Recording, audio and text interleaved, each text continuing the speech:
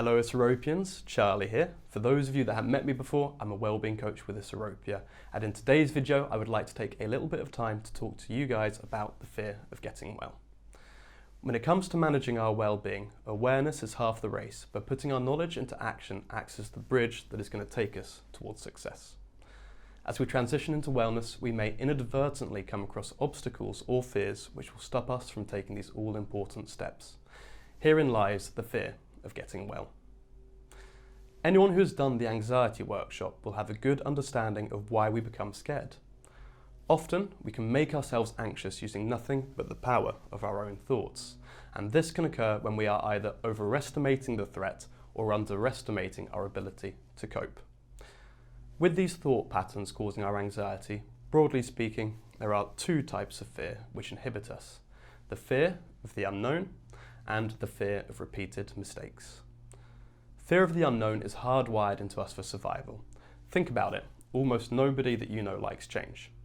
There is a good reason for this, as generally if we stay in the familiar, in what we know, we realistically understand all the possible dangers and threats, whereas we don't know what to expect from the world outside of our comfort zones.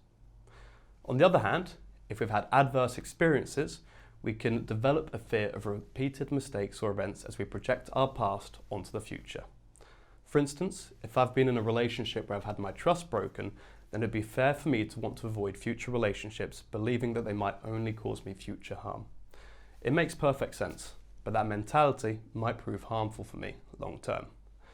No matter your route into fear, both can be equally limiting, outright damaging, and can stifle us in the process of transformation. They can lead us to retract into ourselves and to live in our own safety bubbles, safe and secure, yet miserable. From here, a whole host of well-being issues can start. Then, eventually, you might end up getting the help of a place like Isorropia. You're given the time to express yourself, and people, or coaches, are giving you lots of ideas for how you might help yourself. But still, we struggle in taking those steps. So, what is it that stops us from taking those all-important steps? What can hinder us is the knowledge that before a rise in well-being, there is usually a dip. And if we're not careful, this fear can lead to self-sabotage. Can we all assume that regardless of the route into our issues, they are certainly manageable? So why is it that we're not managing them?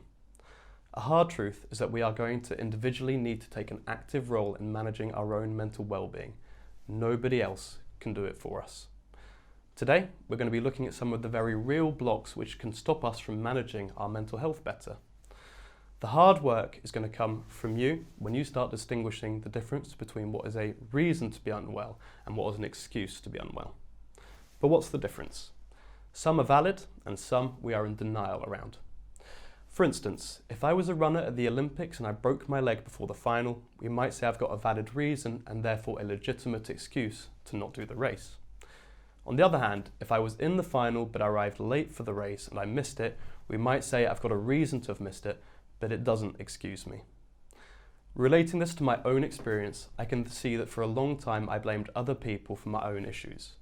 I focused on the lack of help being offered by services, when in truth they were trying to help me, but failed to notice that I used this anger as a shield to protect me from the realization that I was unwell because of my own inactivity. Because I was scared of taking the steps to becoming well, I found reasons to not take them. And in this instance, my perceived lack of support provided a reason to be unwell, but not an excuse. Today and going forward, we're really going to need to take the time to examine if we're being honest with ourselves. The material that we cover today will require some introspection. It might be that we have realizations today or further down the line as to how we might be hampering our own recoveries. All of us can have conscious or subconscious blocks or blind spots, and these blocks can broadly be one of the following: mental resistances, behavioural resistances, and finally, practical resistances. So let's look at what some mental resistances might be. Passing through denial can be the first step in overcoming any problem and can be a block to save us from fear. Denial happens before we're ready to acknowledge the problem, or will remain subconscious until the problem is readily confronted. We can become comfortable in our illnesses. This happens when we feel like it's easier to stay as we are rather than to challenge ourselves. After all, it's easier to stay in our familiar comfort zones, right? We can also end up romanticising the past. Romanticising isn't what it sounds like, but instead refers to us building our identity around certain events in the past, which can, if we're not careful, lead to self-pitying. A fear in this case can arise when we look to shift away from a victim mentality and all the anxiety stemming from the unknown as we transition to a place of power and responsibility. By taking responsibility of our well-being, we are also taking charge of self-care, debt and finances, work, maintenance. We are moving from victim to creator. Some further mental resistances can be fear of the unknown and some ensuing uncertainties, such as, who am I? What is it that I can achieve? Who am I once I get well? What does a well person look like? Also, thoughts of not being able to cope without our current support can stop us dead in our tracks.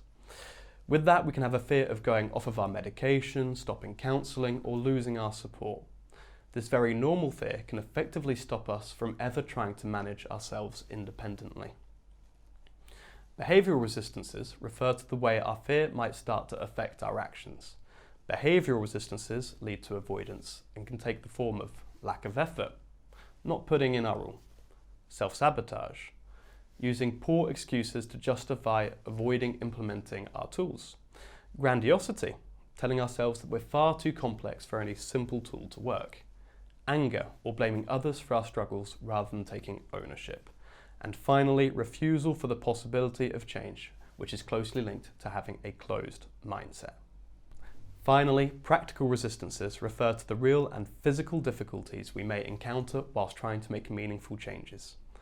A practical resistance might be the changes to difficult relationships that we have to make.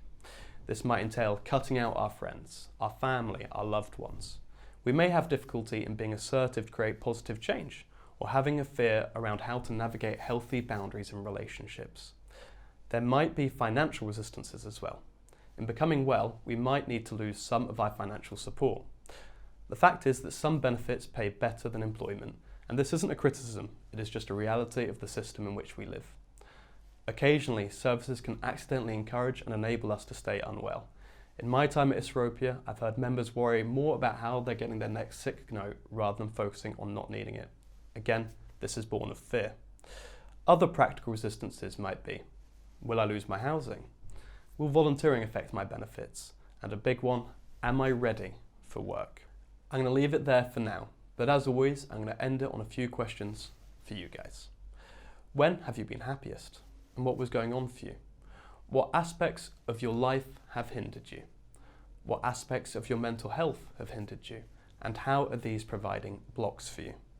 What steps can you take to start to get well? And what challenges and fears might you face as you take these all-important steps? Put your answers in the comment section below, and as always, I will do my very best to get back to you. A little reminder before we part though. Courage isn't acting without fear. It is acting despite fear, and everybody has it in them to be courageous. And finally, nothing great was ever achieved from a comfort zone. Until next time, take care. Peace.